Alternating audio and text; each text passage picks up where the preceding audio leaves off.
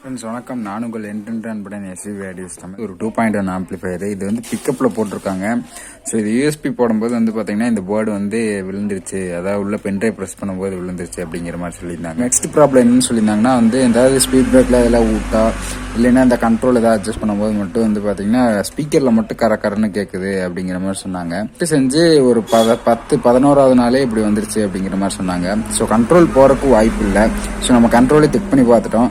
So இதில் மேஜராக problem என்னன்னு பார்த்தீங்கன்னா இந்த லீடெல்லாம் இருக்குது பார்த்தீங்களா, ஐசியோட லீடு.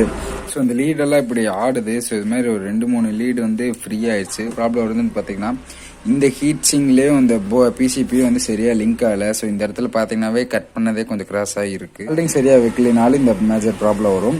ஸோ இப்போ இந்த ஆம்ப்ளிஃபயரில் ஃபால்ட்டை கண்டுபிடிச்சாச்சு. ஸோ இதை சர்வீஸ் பண்ணிவிட்டு நான் உங்களுக்கு இதை டெஸ்டிங் காமிக்கிறேன்.